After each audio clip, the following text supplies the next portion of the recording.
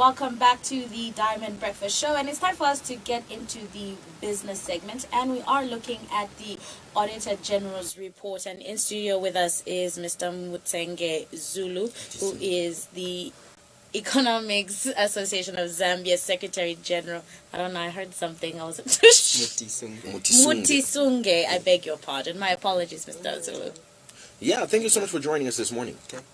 Yeah, great. So the Auditor General's report, the latest Auditor General's reported, and as always is the trend, it is always some huge debate surrounding it.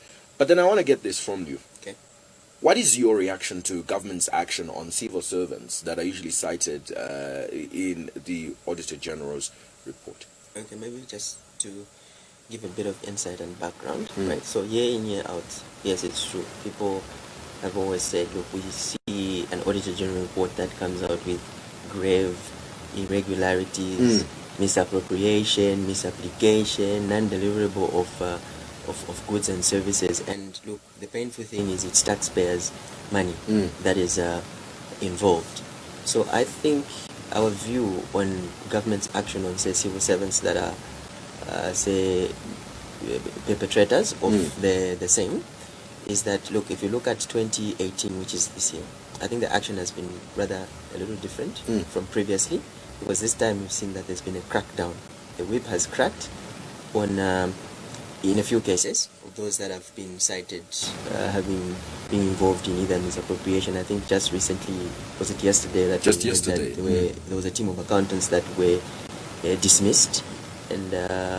And I think the arm of the law will extend to probably get down to maybe sorting out recovery, because I think that's one other aspect. So for us, it's not enough to dismiss them, but I think what is key is how will those funds be recovered at the end of the day, because this is taxpayers' money, and that's a true manifestation of your public finance management bill, which was strengthened this year. Oh, okay. Yes. But then, looking at the various leakages that have been cited in the Auditor General's report, how can government achieve its domestic resource mobilization targets?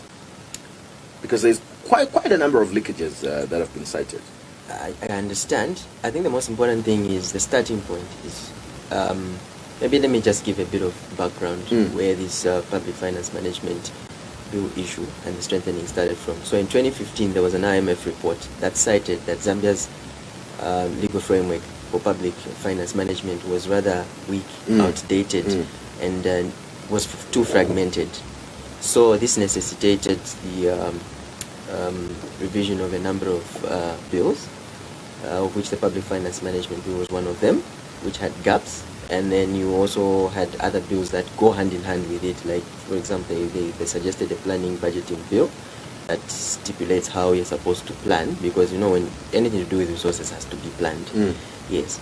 So for it to be highlighted by the IMF, it was definitely an issue. So if you look at 2018, one of the key milestones was when the president announced. I mean, he gave them a push, first of all, like 2 weeks before they announced, and then the minister announced the strengthening of the same bill. So I think what will set the tone is implementation of that bill. Of course, already we are seeing that. I think it started with you remember the social cash transfer issue? There was crackdown. That was manifestation of a public finance management bill. And then secondly, there was that issue around, it was in the Ministry of Education, the 1 million, and then 80 people were zeroed on and they were dismissed. Over 80. So now what Zambians are waiting for is to see really what action will be taken following the announcement of and release of the Auditor General report. And I think this will be a true litmus test, because I think some of the numbers that were mentioned there are graver than the other misappropriations that we know about this year. So it's a true litmus test for that. And I think, look, when the government does act, cracks down on individuals, it sends the right signals. And I think we can only do a comparative basis and say, let's see if this misappropriation will stop. And I think it would also do justice if the government would also come back with a report in a few months' time to say, look, we had this AG report and this is what we found, and we cracked down on X, Y, and Z, and this is how much we recovered. Because I think the average Zambian is waiting to hear what the recovery process would be. But ultimately, misapplication, misappropriation, and misuse of public resources just means that the funds that are supposed to be channeled towards economic development are then tampered with. That's where those are some of the negatives that come with that report, and it's actually very sad, and I think it's a setback when it comes to, say, national development, because there's misuse of funds. Majority of all this comes from a lack of adherence to procedure that has been laid down. The misappropriation and misapplication, the misuse of funds in general is attributed to a lack of adherence to procedure. What can be done to ensure that this mindset is changed? Not only the mindset, in fact, to ensure that this skipping of procedure is completely done away with.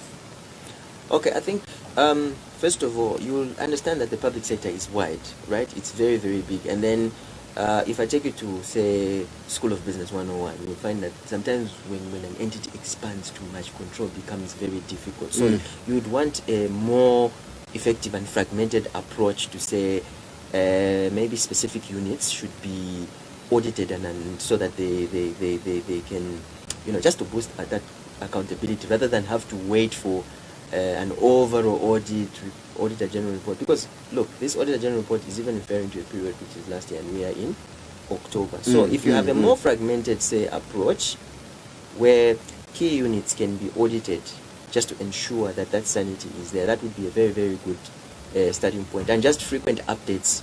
And the other thing about an audit report is when you get an audit report, you definitely want some form of follow-up feedback, which we have not seen in the past. And who knows that, because we haven't seen it in the past, the average Zambian will just assume, oh, it came out and it's just been shelved. So what we want is a situation whereby your wings also come in to do the relevant investigations, which would be done timely, and then some of these issues would be taken before courts, you understand? And then the other thing is, you don't want a delayed and a lengthy legal process, like cases that take 5 years. It defeats the whole purpose of recovery. So we also want speedy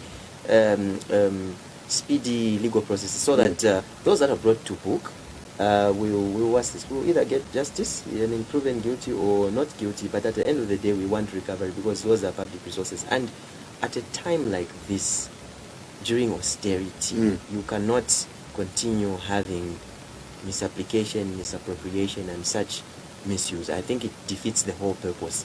It's like on one end you have the state trying to implement austerity measures, but on one end you have others that are trying to unwind it and take advantage of that. So I think it is a good step, but I'll tell you one thing, there's a lot of work to be done. That is very, very evident. There's a lot of work to be done, and I think how these findings will be handled will set the tone and the pace at which the particular behavior, like staff behavior, public service, will reflect at the end of the day. Yes. So, and speaking of the public servants' behavior, what is expected now, or what will we see happen to the civil servants that have been dismissed? I mean, a dismissal in essence means they will probably have to forfeit their benefits. That's number one, because that's part of the recovery process, and that's the quickest way to recover. So benefits. But the question is, do their benefits cover what they've misapplied? So now they need to zero in on them. The arm of the law is never too short to stretch and to extend and to identify what they use those funds for. Because usually, a simple case is if a person there's misapplication and they are involved in either fraud. It borders on fraud as well. Maybe they built mansions else, So that crackdown needs to be there. If their mansions, those mansions need to be forfeited to the state and either realized so that money can come back. They might not recover 100%, but then the demonstration for recovery must be there. Exactly. So you don't want to take a full loss. It's like a provision on a loan. When somebody fails to pay, you might not recover everything, but at least you could have recovered the bulk of it. But it will send shivers and the right signals to those that may be thinking of perpetrating fraud. I mean, these people will be used as a statistic. But at the end of the day, as an example. Yes. So at the end of the day, I think the message is accountability is very key, especially it's very critical at this time. And remember, we also have a public and international community that is watching. You understand? They might be quiet, but they are watching.